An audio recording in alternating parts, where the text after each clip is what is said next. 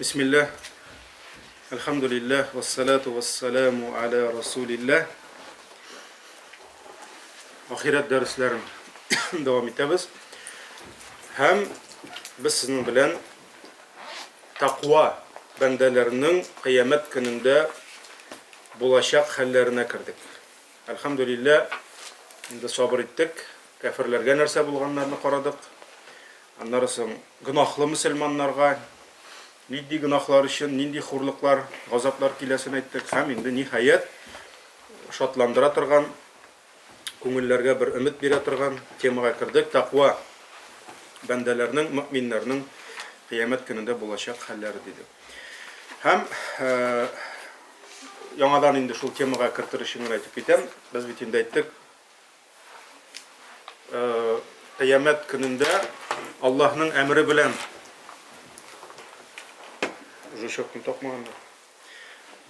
kıyamet gününde Allah'ın emri bilen kıyaş yakınayacak dedik. Şöyle bir. Hem kişiler bilen kıyaş arasında bik yakın. Hatta hadislerdeki bir sıngi, bir kapıyor yaraklığı deyip kile, bir mil iki mağnada var ölçi turgan. Hem var közge şirme tarta turgan tayakşı hatın kızının mil deyip aytılgan. Şuna göre kıyamet gününde bik yakın bulaşak kıyaş. Lakin dünyada bulsa kıyaş kişini yandırır idi. Şolay bit. Biz sizin bilen ettik, kişilerin tabiatları başka bulaşak kıyamette. Şuna göre eğer de bu dünyada alarını andı kıyaş yandırıp kidirip bitiretirgan bulsa, bilemiz ahirette kişi yanıp kiyip bitmey. Umumen kişi ölmeyecek dedik. Şuna göre ul anın issisin tuya, olanın gazabın kişire, ama lakin nerse ul anda yanmay kiymi. Ama tirli dedik. Şulay bit. Bik katı tirleyecek dedik. Kimdir tubuktan, tizden, bilden, muyundan, kimnindir burununa hadisler okuduk. Şulay bit. Bik katı tirleyecekler dedik. Hem bir tav yok. Biz bitinde ettik. Көз alına getirdik. Şulay bit. Köpmedir derecede ol kıyılgan, eritilip, ağızılgan bir kümüş ne kebek dedik. Tigizlik şulay bitinde. Kümüş eritilip ağızgan kebek. Bir taş yok, bir ağaç yok, bir narsa yok, bir kulege yok. Bir kulege yok. Birebirge kaşık bulmuyor. Lakin Allah özünün yakın bendelerine alarını konak ettiği için kulege bire. Hem o kulegeden başka yevme la zille illa zille Peygamber sallallahu aleyhi ve sellem aytdı, ul kulegeden başka Allah'ının ul kulegesinden başka bizge birgen başka kulege bulmayacak dedi. Hem şunda nişe türküm kire? 7 türküm dedi Peygamberimiz sallallahu aleyhi ve sellem. Hem sanap gitti. Bu hadis Ebu Hureyre radıyallahu anhu rivayetindekiler Bukhari'de de var, Müslim'de de var. 7 türküm dedi. Allah Teala ul 7 türkümünü özünün kulegesinde. Yani maksus kulege. Maksus kulegesinde yaşıracak dedi. Kıyamet günü Allah birgen ul kulegeden başka kulege bulmayacak dedi. Hem sanap gitti. En birinci gadil jitekşi dedi.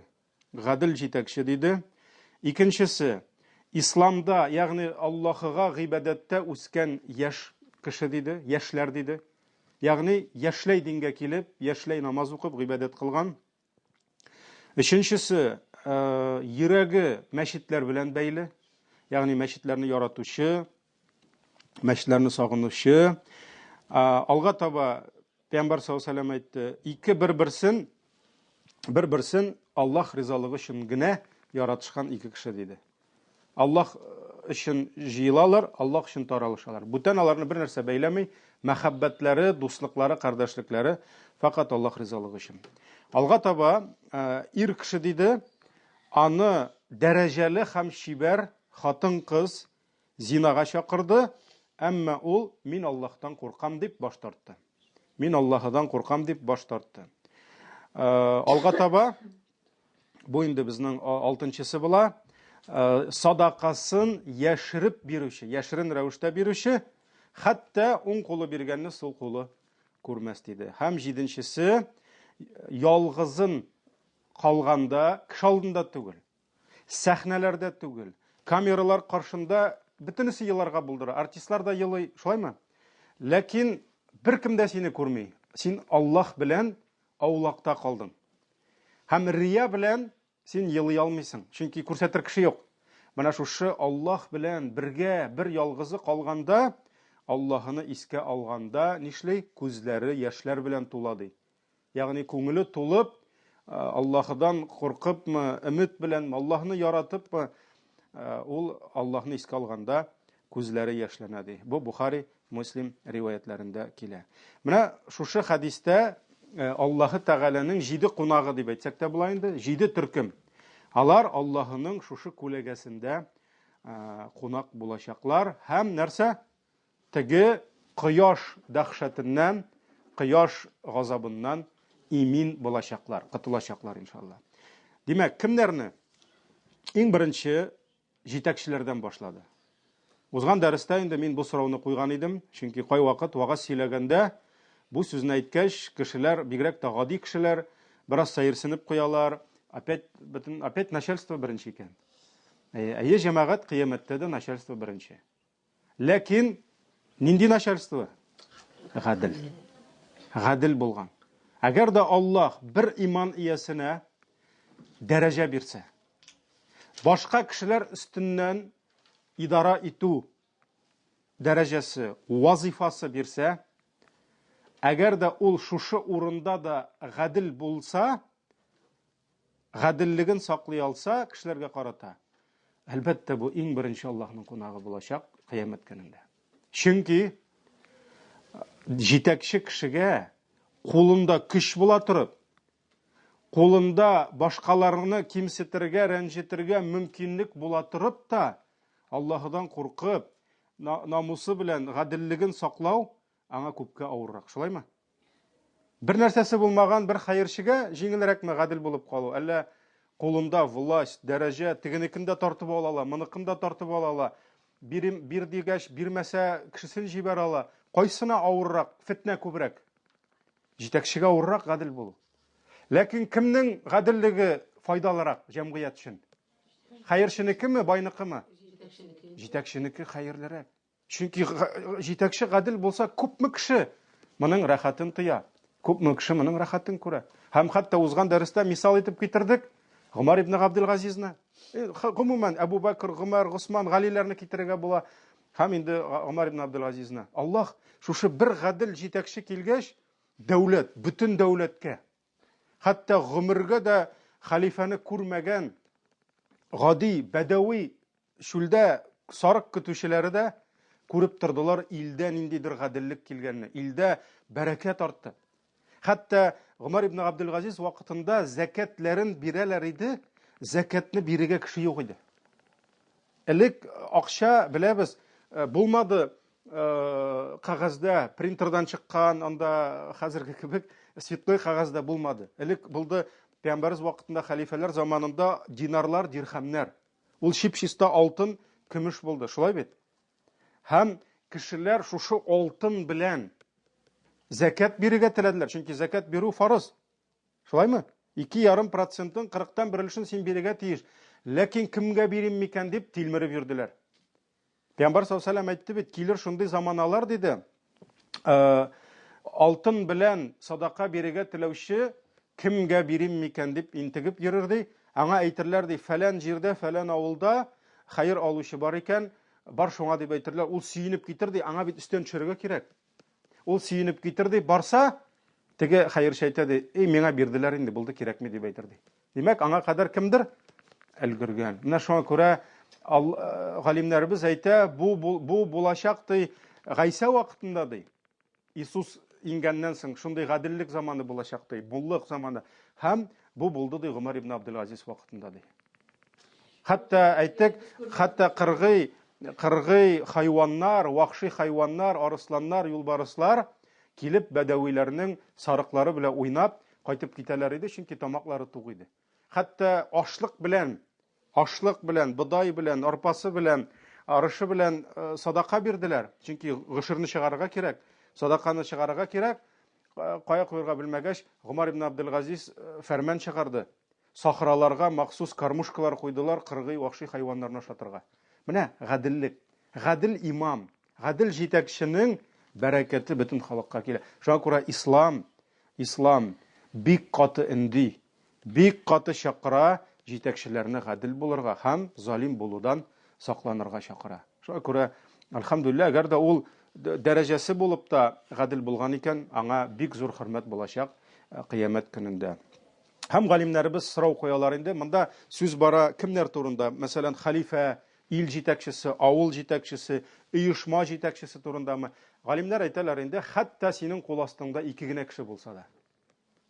Син шушы 2 кешегә гадел булырга тырышсаң, тақвалык белән, ни белән, син шушы гадел җитәкчегә керәчәксең, ләкин әлбәттә 2 миллион кешесе яки 200 миллион кешесе булган җитәкче белән 2 кешесе булган бер түгел. Шуңа бит инде, шуңа күрә Аллаһ Тәгалә күрүче гадел җитәкче иң беренче булачак. Әмма ләкин җитәкче булып та гадел булу җиңелешме, ансат эшме? Ансат түгел. Нәү шуңа күрә иң беренче шунысы. Аннарысы Пәйгамбәрбез саллаллаһу алейхи ва саллям әйтте, яшьләй гыйбадәттә булган егетләр диде, ләкин кызлар да моңа керә. Чөнки хадистә ул раҗул дип килсә, шаббун дип килсә дә, ул егетләргә дә кызларга да кагыла. Шулай бит. Ни өчен Аллаһ Тәгалә аерым кунак итәчәк яшьтән гыйбадәттә булган үзенең бәндәләрен? Ни өчен шулай? Картаймыш көндә генә килеп түгел, ә менә яшьләй. Ни өчен шулай? Һә? Чөнки яшьлек ул, хәтта хадис бар, диваналыкның бер ботагы ди. Яшь чак жүләр чак. Яшь чак кешенең каны кайнаган чак. Яшь чакта кешенең күрәсе килә, тотасы килә, кыласы килә. Шуңа күрә хәтта урыслар да җырлыйлар, шулай бит, танцуй пока молодой дип җырлыйлар. Шуңа күрә нәрсә? Яшьләргә, яшьләрнең шахватлары күбрәк.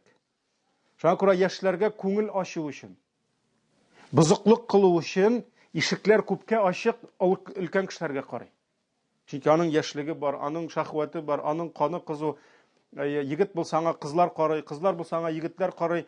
Инде соңыннан бабай булгач, әби булгач, аңа инде ул хәтлек карамый, кемдер әйтергә мөмкин ярар инде. Менә мәсәлән, теге кем әйтмешли, күрәсен күрдем, шәсен эчтем, хәзер эчеп тә булмый, бавыр килеп чыккан. Хатыннар да карамый, давай намазга килсәм дә булайым дигән кебек. Әлбәттә, без әйтмибез, өлкән кешеләрнең дә килүләре хәерле, ләкин менә шушы фитнәле вакытта, шушы яшь, көчле вакытта да зинадан тыелган. Бөтенесе зина кыла, авыл кылмый. Бөтенесе хәмер эчә, авыл эчми. Бөтенесе каядыр тегендә, төнге клубта, тегендә, монда күңел ача. Авыл Аллаһтан курка, ягъни шушы көчле яшьлек вакытын гыйбадәттә үткәрә. Аңа аерым почет булачак кыямәт көнендә. Чөнки ул иң көчле вакытын беренчедән шахватлардан тыелган, зинадан, гынахтан тыелган, икенчедән яшьлек вакыты анда гыйбадәтне кылу җиңелрәк. Яшьлек вакытында дингә, мәчеткә хезмәт итү җиңелрәк. Чөнки олыгайган сайын кешенең химмәте артмый, шулай бит. Чәчләре агарган сайын кешенең гайрәте артмый. Көне-төн эшләргә Аллаһ юлында, монда садакасын бирә, монда тыйңа ярдәм итә, моңа монда ярдәм итә. Юк, шуңа күрә ислам яшьләрне дөрес итеп файдалануга аерым игътибар бирә. Пәйгамбәр саллаллаһу алейһи ва саллям әйтте, гадел җитәкчедән соң гыйбадәттә үскән яшьләр диде. Өченчесе, йөрәге Аллаһ мәчетләре белән бәйле кеше. Ягъни мәчетне яратучы. Нәрсә ул мәчет? Мәчет ул Аллаһның йорты. Әгәр дә син Аллаһны яратсаң, димәк син аның йортларын нәрсә яратасың. Мөселман белә, мөслимә белә, мәчеткә барганда ул кемгә кунакка бара? Ул Аллаһыга кунакка бара. Хәтта тахиятул масҗид дип әйтәбез. 2 рикагать мәчет намазы дибез. Шулай бит? Нәрсә ул 2 рикагать мәчет намазы? Пәйгамбәр саллаллаһу алейһи ва саллям әйтте, берегез мәчеткә керсә, 2 рикагать укымыйча утырмасын диде. Шулай бит? Шуңа күрә әгәр дә тыелган вакытлар булмый икән, кояш чыга, завал вакыты, илә белә икенде макрух безнең мәсхәбебездә, шулай бит. Бездә генә түгел, һәм шулай ук кояш байганда без калдырабыз, әмма башка вакытта, хутба вакытында безнең мәсхәбтә укылмый, ләкин башка вакытта мәчет намаз укыйбыз. Нәрсә ул мәчет? Менә син кешенең өенә керсәң, сәлам бирәсең. Тахиятул масҗид Ул мәчетне сәламләү дибез, кайбер галимнәр әйтә, бу мәчетнең хуҗасын, йортның хуҗасын сәламлибез. Исәнләшәбез безнеңчә әйткәндә. Ничек итеп? 2 рикагать намаз белән. Шуңа күрә бер кеше икенче берәүнең өенә кереп исәнләшмичә кереп утырса, без моны аңлыйбызмы? Юк. Менә шуның кебек без Аллаһ йортына килгәч, Аллаһның шушы йортның хуҗасы белән исәнләшәбез. Шуңа күрә бу Аллаһ йорты. Шуңа күрә мөселман кешесе мәчетне яратырга тиеш. Аңа мәчеттә рәхәт булырга тиеш. Ул үзенең мәчеттә күп вакытын тырышырга тиеш. Әгәр дә эше, кәсебе башкасына зыян китермәсә, гаиләсенә зыян китермәсә, буш вакытларында мәчеттә ул рәхәтләнергә тиеш. Коръан укыймы, зикр итәме. Хәтта беләбез, Пәйгамбәрбез саллаллаһу алейһи ва сәлләмнең сөннәтендә бар мәчеттә утыру гыйбадәте. Мәсәлән, син бер намазга килеп, әйтик, акшам намазына килдең, ниятләдең, монда ир кешеләргә инде күбрәк кагыла, шулай бит. Чөнки җәмәгать намазының савабы ирләргә. Килдең, акшам намазын укырга, шундый ният белән ястүгә кадәр зикрдә була, тәсбихтә була, нәфилләр укыйм. Пәйгамбәр саллаллаһу алейһи ва сәлләм әйтте, менә шушы килеп акшамын укып, ястүгә кадәр ул намаздан чыкмаган кебек була диде. Бу бер туктамый гыйбадәт савабын ала диде. Шуңа күрә мәчеткә килә сагынып, мәчеттән китте, мәчетне нишли? Тагын сагына. Тагын барасы килә. Әгәр дә ул мунафик икән, Аллаһ сакласын, аңа мәчеттә рәхәт түгел. Аңа тизрәк мәчеттән китәсе килә. Тизрәк чыгасы килә, чөнки аның калбендә иманы юк. Аның Аллаһка мәхәббәте юк. Шуңа күрә Аллаһ үзе нишли, аның күңеленә салмый. Аны чыгара. Шуңа күрә мәчетләрне, мөселманнар мәчетләрне яратырга тиеш. Кемнәр мәчетләрне ярата? Әлхәмдүлилләһ, аларны Аллаһ Тәгалә үзенең күләгәсендә кунак итәчәк. Алга таба. Ике бер-берсен Аллаһ ризалыгы өчен яратучы. Исламда кардәшлек мәсьәләсе. Исламда бер мөселманның икенче мөселманга карата мәхәббәте мәсьәләсе ул бик зур урын ала. Пәйгамбәр саллаллаһу алейһи ва сәлләм әйтте, берегез дә җәннәткә кермәссез, хәтта иман китергәнчә ди. Һәм берегез дә чын иманлы була алмассыз, хәтта бер-берегезне яратышканчага кадәр ди. Өйрәтимме сезгә шундый бер гамәл ди, ул гамәлне кылсагыз, бер-берегезне яратырсыз ди. Сахабалар әлбәттә өйрәттеләр. Бер арагызда сәлам таратыгыз ди. Исәнләшегез ди. Бер-берегезгә ассаламу алейкум дип исәнләшеп, сәлам биришеп яшәгез ди. Шуңа күрә камил иманның, камил мөэминнең бер шарты булып тора, мөселманнар бер-берсен яратырга тиеш. Аллаһ ризалыгы өчен. Мин моның белән дус булыйм әле. Наверное, дөньяда кирәк булыр бу, моның белән дус булсам. Фәлән-фәләновичнең кырындарак булыйм әле, кирәге чыгар аның дип, кешене тоткан дәрәҗәсе өчен түгел. Кешене кесәсендәге акчасы күп булган, кесәсе калын булган өчен түгел. Әгәр дә моның белән ярып йөрсә, мине обижать итмәсләр, аның өчен түгел. Без мөселманны сия, иман иясе булган өчен. Ул да мөселман, син дә мөселман. Ул да Аллаһка сәҗдә кыла, син дә Аллаһка сәҗдә кыласың. Ул да җәннәт сорый, син дә сорыйсың. Шуңа күрә мөселманнар арасында кардәшлек, мөселманнар арасында татулык, мөселманнар арасында үзара мәхәббәт. Әлбәттә, менә бу бик мөһим. Хәтта Пәйгамбәр саллаллаһу алейһи ва сәлләмгә бер сахаба килеп, "Я Расулаллаһ, мин фәләнне Аллаһ ризалыгы өчен яратам" диде. Пәйгамбәр саллаллаһу алейһи ва сәлләм нәрсә диде? Үзенә барып әйттеңме диде? Юк диде, барып әйт диде. Бар да әйт диде, признайся ему в любви диде. Шуңа күрә киләсең дә, кардәшем, мин сине шул кадәр яратам, Аллаһ ризалыгы өчен дип, кочаклап ал, кулыннан тот, шулай бит инде. Менә шуңа күрә нәрсә? Кемнәр бер-берсен Аллаһ ризалыгы өчен яратып яшәде, әлхәмдүлилләһ, алар да кунак булачаклар. Кунак булачаклар кайда? Аллаһның менә шушы кунакларына әзерләп куйган күләгәсендә. Алга таба сөйкле пәйгамбәрбез гыйффәтлелек турында әйтте. Ягъни гыйффәтлелек, сафлык дип әйтәбез инде татарча, ул целомудренность. Кешенең азгынлыктан имин булуы. Кешенең җинси бузыклыктан ярак торуы. Чөнки кешегә Аллаһ Тәгалә сынау буларак та ул аның файдасы да күп, шахват биргән. Шахват дигән сүз инде ул страсть, шулай бит? Җинси страсть. Һәм әлбәттә кемдер әйтергә мөмкин, кемдер бер вакыт сорады миннән, менә кешеләр зина кылалар, нигә Аллаһ шахват биргәнсең ди? Әлбәттә шахват бирү, нигә күз биргәнсең дигән кебек инде. Күз белән дә харам карап йөриләр бит, ләкин бит ул харам карар өчен түгел. Шуңа күрә яшь егеткә Аллаһ шахват биргән икән, кыз балага шахват биргән икән, бу хәерле. Чөнки күп ирләргә шахват бирмәсәң, шахватлары булмаса, алар өйләнмәсләр. bir кайчан да гаилә курмаслар иде. Шулай бит инде. Димәк, семьялар төзелмәс иде. Димәк, балалар тумас иде. Шуңа күрә Аллаһ Тәгалә биргән шахват, әмма ләкин ул шахватны хәерле юлга юнәлтте, никах юлына. Һәм менә монда килә конкрет мисал, дәрәҗәле булган, дәрәҗәле нәселдән булган һәм шибәр матур булган хатын-кыз аны зинага чакырды ди, әмма ләкин ул нишләде? Мин Аллаһтан куркам дип әйтте ди.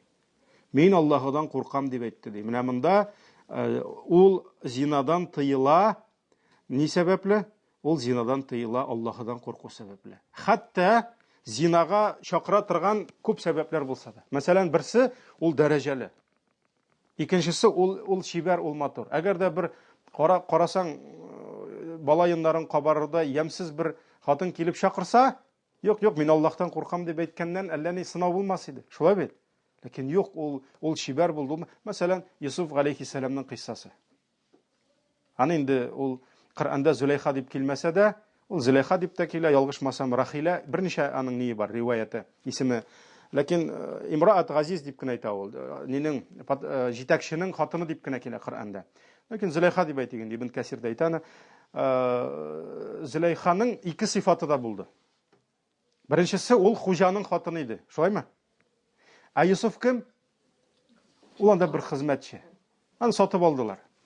Шуңа күрә ул күкрәк киереп, ул өйдә йөри алмый. Бара китәлемнән Аллаһтан курк дип куып чыгара алмый. Ул кем булды? Аның бүлмәсенә керде Зөләйха. Это была госпожа. Это была жена господина. Шуңа күрә ул аңа әмер бирә алды. Ул нитте? Ул аңны куып җый, җүнсез, кабахат, бар чыгып кит моннан дип куалдымы? Ул аны куалмады. Чөнки ул аларның үйләрендә иде. Ул түбәнлектә иде. Ул зәгыйфлектә иде. Әмма ләкин шуңа күрә ул аны ул ират иде. Бер караганда үзе чыгып качмаса да, аны куып чыгарса да була иде. Ләкин юк, ул аның хуҗасының хатыны иде. Шулай бит. Шуңа күрә аннан котылыр өчен чыгып чапты үзе. Шулай бит инде. Икенчесе, әйтәләр, ул бик шибәр иде. Ул бик матур иде. Һәм ул карашкы кебек ямсыз булган булса, әлбәттә аның күңелендә нәрсә? Аңа карата шахват уянмас иде. Ул бик шибәр иде. Һәм аның дәрәҗәсе булды аны басырга. Шуңа күрә нишләде? Хәтта Аллаһ Тәгалә нәрсә ди? Без туктатмаган булсак аны ди. Ул хәтта сабыр да итә алмас иде ди. Шуңа күрә ул нишләде? Ул юк, кит моннан димәде. Юк, мин ул чыгып качырга булды. Хәтта итәгеннән тотып, итәге йыртылды. Шулай бит инде. Аннан соң инде ушитеп нишләде? Аны төрмәгә утырттырды. Ничә еллар төрмәдә утыр, хәтта дуга кылды. Я Раббым диде, төрмәдә утыруым хәерлерәк диде. Аның белән зина кылуыма кара диде. Менә моны да мисал итеп китерергә була шушы очракка. Иншалла Юсуф алейхиссалам да димәк инде күләгәдә булачак инде. Әлбәттә аның инде күп башка пәйгамбәрләр, алар башка инде, аларның күп сыйфатлары булды. Хәерле, изге. Шуңа күрә зина кылырга мөмкинлеге булып та Аллаһыдан куркып зина кылмаучылар инде шушы азгынлыктан тыелучылар, аларны Аллаһ Тәгалә үзе кунак итәчәк иншалла. Алга таба садака бирүче. Садака бирүче. Ләкин бөтен садака бирүче дә түгел. Садакасын бирә нинди рәвештә? Яшерен рәвештә. Яшерен рәвештә. Ул аны яшерә. Менә бик күп садака бирүчеләргә шайтан килә нәрсә дип?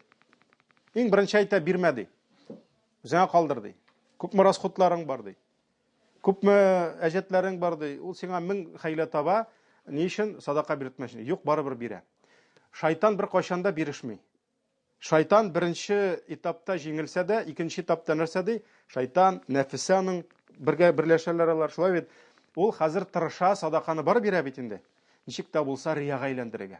Аны мактасыннар, зурласыннар. Шуңа күрә бик күп кеше садакасын биргәндә ихласлыгын югалта. Югалта. Һәм ул көтә тегеләрдән мактау сүзләре. Ул көтә тегеләрдән зурлау сүзләре. Ул шундук аны телевидениедән күрсәтергә тырыша. Шундук аны кайдыр газетта, хәзер инде телевидение, газет кирәкми, хәзер Instagram бар. Эштиенлек файдалы эшләсә дә, шундук күрсәтә. Әлбәттә, кемдер әйтә, мин үрнәк өчен, ләкин бик сак булырга кирәк. Менә Әгәр дә без бүгенге заманадан, менә шушы показуха заманыннан, күп яхшылыклар, алар кемдер күрсен, кемдер ишетсен, кемдер сине зурласын, мактасын дип кылына торган заманадан күчсәк сахабалар заманына. Нәрсә сахабаларның шайтаннары булмадымы? Булды. Сахабаларның изгелекләрен күрсәтәселәре килмәдеме? Килде. Ләкин алар нәфесләре белән көрәштеләр, шайтаннары белән көрәштеләр. Һәм галимнәребез әйтә, бүген без мөселманнар башкалардан кимчелекләребезне яшерсәк, алар нәкъ шулай изгелекләрен яшерәләр иде. Менә бүген кайсыбыз мактанып йөри? Мин шундый гынах кылдым әле дип. Мәдрәсәгә килеп кайчан? Кызлар, сез беләсезме? Мин бүген иртәнге намазны җыклап калдым әле. Кем сөйли мактанып? Беркем дә сөйләми. Чөнки ул кимчелек. Шулаймы? Без кичә туйганчы гайбәт сөйләдек, сез беләсезме? Шундый күп үләксәй ташадык без кичә. Шулаймы дип мактанышып торабызмы? Юк, без яшерәбез кимчелекләрне. Шулаймы? Бу хәерле. Ләкин сахабалар тагын да хәерле булды. Без бүген кимчелекләребезне уялып яшергән кебек, алар яхшылыкларын уялып яшерәләр иде. Чөнки куркалар иде. Рия кирип, әҗр савабы бетер дип. Шуңа күрә сахабалар ихлас булдылар. Ихласлык кашан син изгелегеңне бер генә зат синнән риза булсын дип эшлисең. Кем ул? Аллаһ Тәгалә. Һәм сиңа барыбер кешеләр күрәме, юкмы? Аллаһ өчен. Һәм кай вакыт шайтан килеп сөйләтергә теләсә дә, күрсәтергә теләсә дә, изгелек Аллаһ белән ике арада сер булып калса, теге әйтәләр бит, это наш секрет. Вот это мой секрет с ним. Аны беркем дә белми. Кай вакыт ир кылган изгелекләрне хатыны да белмәсен. Бер сахаба булды. Ничә еллар нәфил уразасы тотты. Хатыны белмәде. Ни өчен? Иртә белән сәхәрне ашый иде, завтрак дип. Матурым, хатыным, хәләл җифетем, төшке ашка кайта алмыйм. Үзем белән җибәр әле дип, үзе беләп китә иде. Обедны. Һәм обед вакыты җиткәч, мохтаҗларга биреп калдыра иде. Кич белән кайта иде ужынга. Ужын нәрсә ул? Ифтар. Һәм ничә еллар хатыны белмәде, иренең нәрсә? Хатта ураза тотканын. Бүген без уразага кирсәк, хатын төне буе җыкламый сәхәр пешерә. Безнең әтибез иртәгә уразага керә. Фабит инде. Синең тоткан уразаңны ярты шәһәр белергә тиеш. Инстаграмда әле бер нәрсә без бүген ифтар кылабыз дип язып җибәргән. Менә шуңа күрә нәрсә? Сахабалар яшерә иделәр. Яшереп килделәр. Чөнки ихласлык. Һәм менә монда карагыз. Пәйгамбәр саллаллаһу алейһи ва сәллям нинди чагыштыру бирә? Нинди чагыштыру бирә? Пәйгамбәрбез саллаллаһу алейһи ва сәллям әйтә, уң кулы биргәнне.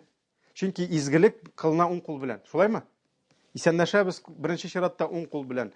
Авызга су алабыз уң кул белән. Күтәрәбез белсәк уң кулна. Уң кул белән ашыйбыз, уң кул белән садака бирәбез. Ансы аңлашыла, әдәп. Шулай бит инде. Ләкин карагыз, уң кулы биргәнне сул кулы да күрми ди. Кайбер кешеләр карап торам садака биргәндә сул кулларын артка куялар. Уң кулы биргәнне бөтен аш күрә инде мәҗлес. Әмма сул кулы күрми. Бандый мәгънәдә түгел. Синең сул кулың күргәннән әллә ни зыян килми, ләкин Пәйгамбәр саллаллаһу алейһи ва сәллям нәрсә ди? Биргән садакаңны шул кадәр яшер ди. Хәтта уң кулың биргәнне сул кулың да күрмәсен ди. Хәтта уң кулың биргәнне сул кулың да күр. Шуңа күрә сул кулыгызны артка яшереп бирегез дигән сүз түгел бу. Бу күрсәтмәгез дигән сүз. Әйтмәгез кешеләргә. Изгелегегезне яшерегез. Бу синең сер булсын. Кем белән? Ике арада? Бар Аллаһ бар син. Ике арада булсын нәрсә? Сер булсын ди. Шуңа күрә шул кадәр яшерде ди. Хәтта уң кулы биргәнне сул кулы да күрмәде ди. Ләкин җәмәгать бик авыр аны кешегә сөйләмәү. Шул кадәр нәфеснең күрсәтәсе килә. Шул кадәр сөйлисе килә. Кем булса да, балаң булса да белсен инде. Ләкин бар исламда кай вакыт махсус күрсәтү үрнәк буларак. Мәсәлән, каядыр бер урында, бер җирдә бер изгелекне кылмыйлар кешеләр. Ул аларның нишәптер гадәтләрендә юк. Ул онытылган. Бу сөннәт нишәптер югалган, үлгән. Шуңа күрә Булды заманнар, Пәйгамбәребез вакытында, саллаллаху алейхи вакытында, халифалар заманында, хәерле изге заманнарда булды, кешеләр махсус шушы үлгән сөннәтне терелтер өчен, йоклаган гамәлне уятыр өчен кайвакыт күрсәтеп эшләделәр. Кайвакыт. Ләкин бик сак булырга кирәк. Мәсәлән, Умар ибн Абдул-Газиз нишли торган булган? Ул бик күп садака биргән. Бик күп садака биргән Умар ибн Абдул-Газиз. Умар ибн Абдул-Газиз җомга көннәрендә садакасын күрсәтеп биргән. Ни өчен? Чөнки гадәттә беренче изгелек кылса, икенче, өченче, дүртенче, бишенче калганнар нишлиләр? Җитәкчедән үрнәк алып, замнары, помнары бөтенесе бирә башлый. Шулай бит инде. Ул безнең табигатыбыз инде. Аны Аллаһка яран дипме, җитәкчегә мансы инде Аллаһ белә, без кирмибез. Шуңа күрә ул үзенең ярдәмчеләренә, үзенең командасына дип әйтәбез, үрнәк буларак җомга көнне күрсәтебрәк биргән. Әмма башка көннәрендә биргән ул. Җомга гына түгел, аларын яшерә торган булган. Шуңа күрә үрнәк күрсәтсәң дә, сул кулны чыгарсаң булар. Үрнәк күрсәтсәң дә бик сак булырга кирәк, чөнки үрнәк күрсәтәм дип рияга кирип китеп, гамәлеңне югалтуың бар. Алла сакласын. Шуңа күрә бу булды яшерен садака бирүче. Алга таба соңгысы инде сөйкле Пәйгамбәребез саллаллаху алейхи ва саллям әйтте. Гомумән, менә ул шундый минем үземә бик якын тема инде ул. Менә мин теге әйтмим, изгелекләрем күп, яшерәм мин аларны дип. Менә субханалла, булды хәтта шундый сахабалар. Алар элек бит инде хәзер проблема акча. Акчаң булса, сиңа һәр ипи дә кирәкми, суы да кирәкми, бөтен әйбер бар. Шулай бит инде. Элек бит инде сахабалар заманында шәһәрдә, мәсәлән, берничә җирдә генә кыю булды. Әби кешегә аңа су кирәк. Акча да кирәкми, аңа су алып кайтырга кирәк, шулаймы? Шуңа күрә су садакасы алып киләләр иде. Ипи берничә урында гына пеште. Шуңа күрә ул ипине китерү кирәк иде, бодай кыйбат иде, арыш кыйбат иде, чөнки ул аны тартып кеше пешерде. Хәзер әлбәттә син капчыгы белән борчак, капчыгы белән он китереп куйсаң мохтаҗга, ул сиңа әллә ни артык сөймми. Шулай бит инде. Аңа башка бер кирәк, чөнки аны квартплатага түләнмәгән, тегесе булса, балаларына мәктәпкә нигә түлисе бар. Хәзер заманалар үзгәрә һәм үзгәрә урынына карап. Чөнки бер, мәсәлән, каядыр Гарәбстанда бер төрле садака актуаль булса, ул Рәсәйдә бөтенләй актуаль булмаска мөмкин. Европада бөтенләй башка булырга мөмкин. Шуңа күрә галимнәр дә урынына карыйлар. Бер генә ни чыгармыйлар. Менә сахабалар вакытында ризык проблема булган. Һәм булды шундай сахабалар, субханалла, төннәр буе шулай оннарын, бодайларын таратып йөрделәр. Мохтаҗлар иртә белән чыга, ишек төбендә бодай тора, капчык белән. Он тора, тегесе тора, монсы тора. Һәм еллар буе шул килде, беркем дә белми. Кем? Анда исемен дә язмаган. Карале, син миңа дуга кыл әле яме? Мин фәлән улы, фәлән улы, фәлән улы, фәлән, минем җиде буын арвахыма дуга кыл. Бер нәрсә юк. Хәтта булды шундый вакытлар, шушы бодай он калдыручыны еллар буе. Беләсезме, кайчан белеп алдылар кем булганын? Ул үлгәч. Каян белделәр? Килми башлады. Аңладылар, кара, менә бит кем безгә китергән икән дип. Менә шуңа күрә бик каты яшерәләр иде. Яшерәләр иде. Яшерен рәвештә бик күп садакаларны төннә бирделәр, беркем күрмәсен дип. Әйе, хәзер әлбәттә инде төннә синең ихатаңда җыри башласа, бер җирдә полиция чакыртасың инде. Бу нәрсә урлап җыри икән дип. Әйе. Ләкин менә шундый булды, алар яшерәләр иде. Кызганыч, бүген бөтенесе киресенчә. Шулай бит. Бүген кеше чибен кадәр бирсә, фил кадәр дип күрсәтә. Кай вакыт кеше 100 сум изгелеген кылса, репортерларга 1000 сум биреп, аны нитә, бөтенесенә фош иттерә инде. Шуңа күрә ихласлык, кызганыч җитеп бетми. Әмма Аллаһ ихлас гамәлләрне генә кабул итә. Һәм соңгысы да бу да ихласлыкка кайта, шулаймы? Бу да кайта ихласлыкка. Аллаһ белән бер ялгызын калганда, Аллаһны зикр итүдән күзләре яшьләнә. Ягъни Аллаһ Тәгалә Адәм баласына шундый сифат салган. Иннаху адхака ва адхака ва абка диде. Аллаһ Тәгалә Коръәни Кәримдә әйтә, Аллаһ елата, Аллаһ көлдерә һәм елата ди. Шуңа күрә кешедә бар көлү сифаты, кешедә бар елау сифаты. Кай вакыт кеше хәтта гадәттә кеше көлә, рәхәт булганда, күңелле булганда, гадәттә кеше елый, нишләгәндә? Авыр булганда. Ләкин кай вакыт кеше үзе дә аңламый нигә көлгәнен. Мәсәлән, анда истерический смех булырга мөмкин. Шулай бит инде. Кай вакыт кеше шатлыктан да елый, көләсе урында. Шулай бит. Нигә елыйсың дисәң, ул чыннан да шатланып елый. Һәм кеше аңлата алмый аны. Ул аңлата алмый. Нигә монда кайгыда елый? Нигә монда шатлык? Кай вакыт кешедән сорыйсың, син шатланасыңмы әллә? Әллә. Шуңа күрә бу Аллаһ биргән сыйфат. Һәм елау ул хәерле. Ни өчен ул синең рәхим күңел йөрәгеңдәге рәхимлегеңне күрсәтә? Хәерле, әгәр дә шиктән чыкмаса. Хәтта мәсәлән туганын югалтып, елау ул хәерле, әгәр дә телдән, Пәйгамбәр саллаллаһу алейһи ва сәллям әйтте, теленә күчмәсен диде. Йөрәктә булганы, күздә булганы, йөрәктә булганы проблема түгел. Бу хәерле. Хәтта ул кешене тынычландыра. Кеше елагач тынычлана. Шулай бит инде.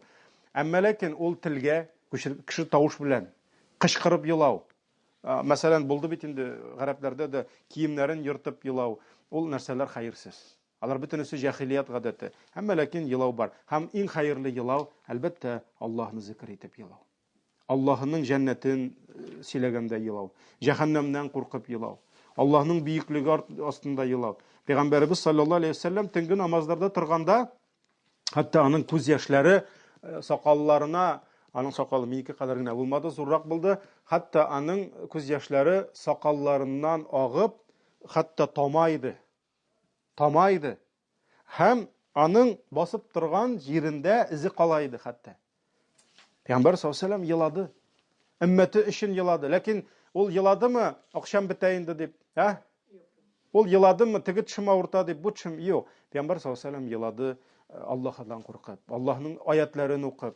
Кай вакыт шундый аятларны укый иде, елап-елап сорый иде Аллаһтан. Мәсәлән, ин тугадзибухум фа иннахум ибадук. Бер вакыт укыды шундый аят: "Я Раббым, син аларны газапласаң, алар синең кылларың" ди. Синең ты имеешь право дигән кебек. Ва ин тагфир лахум. Ләкин син аларны гафу итсәң, дөреслекдә син хикмәт иясе, рәхимледер. Менә шулай итеп Пәйгамбәр саллаллаһу алейһи ва сәллям еш кына Билал килә иде, күрә иде, азан әйтергә килгәндә Пәйгамбәр саллаллаһу алейһи ва сәллям елап намаз укып торганын. Балтырлары шешә торган булган. Шуңа күрә елау бар, әмма ләкин монда да еларга була төрлечә. Шулай бит. Мәсәлән, артистлар кинода елыйлар. Аның өчен алар күләгәгә керәме? Юк. Яки мәсәлән, кеше еларга мөмкин кеше алдында елый. Мәсәлән, кыланып еларга мөмкин, үзе хисләнеп китергә мөмкин. Мәсәлән, имам анда минбәргә менеп елап җибәрергә мөмкин. Мәсәлән, төннә тәһаҗҗүдтә еламый, минбәрдә елый. Кемдер махсус елаган, теге әйтә торган булганнар бит, суган суфилары дип, теге ул инде бәлки булмагандадыр инде, теге әйтәләр бит, янәсе вагазында җыласын өчен монда суган куя торган булган дип, теге суган исенә. Шуннан кергән инде. Ну, әйтәсең килә ясалма елау. Юк, монда менә син, менә Раббың Аллаһ. Бүтән бер кемдә юк. Һәм син кемгәдер үзеңнең иманыңны күрсәтү өчен, тақвалыгыңны күрсәтү өчен елый алмыйсың, чөнки бер кем дә күрми сине. Син елыйсың Аллаһны зикр итүдән, Аллаһны бийекләүдән елыйсың. Какой-танда кеше күргәнгә хискә бирелеп түгел. Менә шушы күз яшьләре бик кыйммәт, һәм алар сине нишләтә? Кыямәт көнендә иншаллах күләгәгә алып керәчәк. Әлбәттә, бу 7 төркем турында күп хадисләр китерергә була. Моның турында үзенә бер 3-4 дәрес, хәтта 7 дәрес багышларга була. Гадел җитәкче, анда яшьтән гыйбадәттә үсү, чөнки булар бик зур темалар, исламда бик хөрмәтле гамәлләр булар. Шуңа күрә безгә тырышырга кирәк инде. Кемдер берсенә туры килер, кемдер икесенә туры килер. Шулай бит инде. Кемдер 3-сенә, кемдер бәлки 7-сенә дә туры килер. Шуңа күрә Аллаһ Тәгалә инде насыйп итсен безгә шушы изге гамәлләрдә булып, сыйфатларны алып, кыямәт көнендә Аллаһның шушы әзерләгән безнең өчен күләгәсенә керергә. Шуңа күрә менә бу үзе бер ни булды инде, Аллаһның рәхмәте булды. Алга таба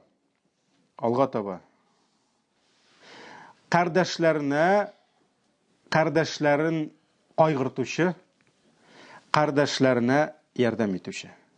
Бу шулай ук безнең динебездә зур мәсьәлә, зур тема булып тора. Әлбәттә, әгәр дә кешенең калбендә мәрхәмәт, рәхим, шәфкать бар икән, ул Аллаһның мәхлукларына карата булырга тиеш, бигрәк тә беренче чиратта инде кардәшләренә карата. Кардәшләренә карата, әгәр дә дөньяда бер мөселман икенче бер мөселманга аңа авыр булганда, аңа җайсыз бер кыен булган вакытта ярдәмгә килсә, аның күңелен күтәрергә тырышса, аның авыр хәлен җиңеләйтергә тырышса, аңа ярдәм итсә, аңа ярдәм итәм дип кайдыр чыгып китсә, кайдыр ниндидер расходланса, чыгымнары булса, вакытын, көнен сарыф итсә, кыямәт көнендә дә аның хәле бик авыр булачак бит, шулаймы? Бөтен кешенең. Аллаһ шунда аңа ярдәмгә киләчәк. Һәм дөньялыкта ул кемнеңдер хәлен җиңеләйткән өчен Аллаһ нишли? Кыямәттә шушы бәндәсенең хәлен җиңеләйтәчәк иншаллах. Җиңеләйтәчәк. Һәм Абу Хурайра радиллаһу анһу тапшыра, Пәйгамбәрбез саллаллаһу алейхи ва саллям әйтте: әгәр дә кем бу дөньяда бер мөэминнең мөэминне дөнья кайгысыннан азат итсә ди, менә башына кайгы төште, син килдең дә вопрос решил. Азат итсә ди, Аллаһ ул бәндәсен кыямәтнең бер кайгысыннан азат итәр ди. Дөньялыкта берәүне азат иткән өчен. Һәм нәрсә ди? Кем